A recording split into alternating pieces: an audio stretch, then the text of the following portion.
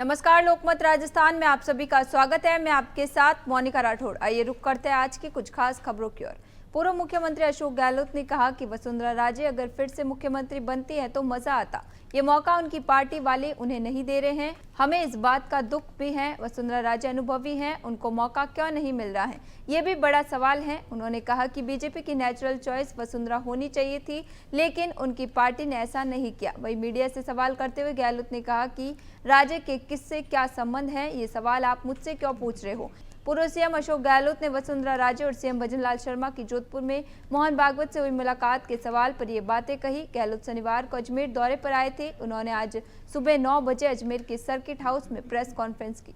जयपुर के रामगढ़ बांध पर रविवार को कृत्रिम बारिश कराने का प्रयास असफल रहा। कृषि मंत्री डॉक्टर किरोड़ी लाल मीणा की मौजूदगी में वैज्ञानिकों ने 3 बार क्लाउड सीडिंग की कोशिश की। पहली बार ड्रोन को 900 मीटर की ऊंचाई तक भेजा गया, दूसरी बार 1000 फीट तक और तीसरी बार फिर 900 मीटर तक ड्रोन को बादलों की ओर भेजा गया, लेकिन बांध क्षेत्र में कोई बारिश नहीं हुई। वैज्ञानिकों का दावा है कि पहाड़ी क्षेत्रों में हल्की बारिश हुई, जिसका प्रभाव बांध के कैचमेंट एरिया में दिख सकता है। कार्यक्रम में चंबा रामगढ़ विधायक महेंद्रपाल मीणा भी मौजूद थे। मंत्री किरोड़ी ने वैज्ञानिकों से क्लाउड सीडिंग की प्रक्रिया और परिणामों की जानकारी ली। इसी दौरान किरोड़ी ने कहा कि सरकार का मुख्य उद्देश्य रामगढ़ बांध को भरना है, जिससे जयपुर और आसपास के क्षेत्रों में पेयजल संकट से राहत मिल सके।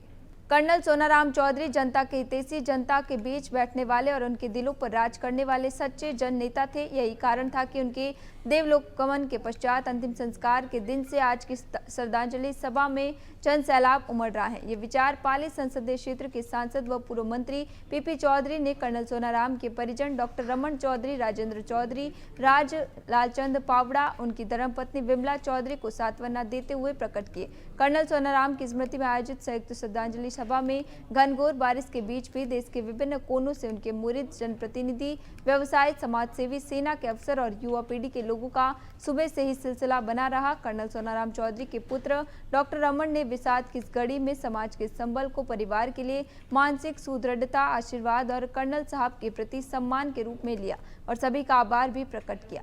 बीकानेर में लॉरेंस गैंग के 2 गुर्गों को पुलिस ने गिरफ्तार कर लिया है। इनके कब्जे से 5 पिस्टल, 1 मैगजीन और 12 जिंदा कारतूस बरामद हुए हैं। दोनों बदमाशों पर 25-25 हजार रुपए का इनाम घोषित था। लॉरेंस गैंग के ये गुर्गे बीकानेर में बड़ी वारदात को अंजाम देने की फिराक में थे। एडिशनल एसपी सौरभ तिवारी ने बताया कि बीकानेर पुलिस ने इस गैंग के मूवमेंट पर लगातार नजर रखी थी। इस गैंग के सदस्य कोई बड़ी वारदात बीकानेर शहर में करने की फिराक में थी। ये सूचना मिलने पर आईजी हेमंत शर्मा के निर्देशन में कार्रवाई की गई।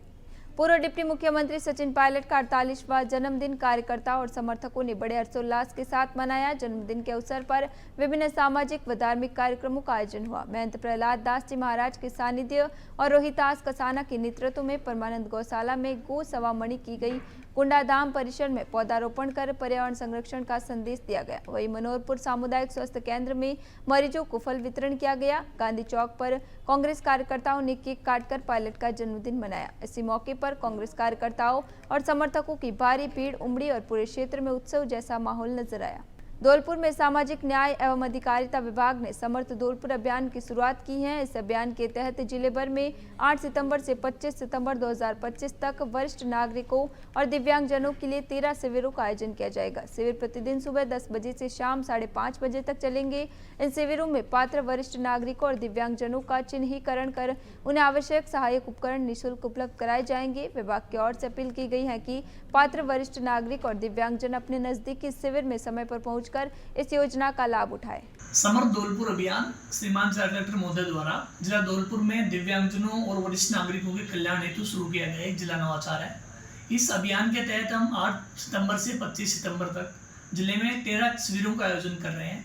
जिन शिविरों में दिव्यांगजनों और वरिष्ठ नागरिकों के लिए जो आवश्यक उपकरण है, जो सहायक उपकरण है, उनके चिन्हीकरण के लिए कैंप आयोजित किए जाएंगे। इन शिविरों में हम दिव्यांगजनों को मोटराइज्ड ट्राईसाइकिल, जिसे बैटरी चालित रिक्शा कहते हैं, hearing aid, walking stick, wheel chair आदि के लिए चिन्हीकरण करेंगे। और वरिष्ठ नागरिकों को भी जैसे सर्वाइकल कूलर है या घुटनों का पट्टा है या कान के सुनने की मशीन है या वॉकिंग स्टिक है या स्टैंडिंग कमोड है, इनके लिए चिन्हीकरण करेंगे। तो मेरा आपसे अनुरोध है कि जो श्रीमान कलेक्टर महोदय द्वारा ये नवाचार किया जा रहा है, जिसमें सामाजिक न्याय और अधिकारिता विभाग इन उपकरणों के लिए चिन्हीकरण करेगा, उनमें अधिक से अधिक दिव्यांगजन और वरिष्ठ नागरिक भाग लें, जिससे हम उनको अधिक से अधिक बेनिफिट पहुंचा सकें। धौलपुर जिले के बाड़ी उपखंड की मसूरा पंचायत के मडूना गांव में हीरा भूमिया का वार्षिक मेला श्रद्धा और उल्लास के साथ धूमधाम से आयोजित किया गया। मेले में बड़ी संख्या में श्रद्धालुओं ने पहुंचकर हीरा भूमिया के दर्शन किए और आस्था भाव से पूजा अर्चना की। हीरा भूमिया के भगत हरीश फौजी ने कहा कि हीरा भूमिया हमारे ग्रामवासियों और श्रद्धालु की आस्था के प्रतीक है। यहाँ आने वाले हर भक्त की मनोकामना पूर्ण होती है और गाँव में सुख समृद्धि बनी रहती है। मेला कमेटी अध्यक्ष अरविंद छाबड़ी ने बताया कि मेले को सफल बनाने के लिए पूरी व्यवस्था की गई है। श्रद्धालु की सुविधाओं के लिए भी विशेष इंतजाम किए गए और सभी कार्यक्रम शांति व सौहार्द के माहौल में संपन्न हुए। आज से श्राद्ध पक्ष की शुरुआत हो गई, जिसे लेकर पितृपक्ष के पहले दिन लोगों ने चंबल और तीर्थराज मंचकुंड सरोवर पर पहुंचकर पूर्वजों को तर्पण किया। इस दौरान काफी लोग मौजूद रहे। लोगों ने विधि विधान एवं आस्था पूर्वक पितरों का तर्पण कर श्रद्धा पूर्वक पानी पिलाया। तीर्थराज मंचकुंड स्थित लाडली जगमोहन मंदिर के महंत कृष्णदास ने बताया कि श्राद्ध पक्ष के दौरान सनातन धर्म के लोगों के सभी मांगलिक कार्यक्रम भी बंद रहेंगे। पितृपक्ष में तर्पण पूर्वजों की आत्मसंतुष्टि के लिए कराया जाता है। पितृ तर्पण के बाद पूर्वज एवं पितृ पारिवारिक क्लेश एवं बाधाओं को दूर करते हैं। फिलहाल के लिए इतना ही। बने रहिए लोकमत राजस्थान के साथ सच का।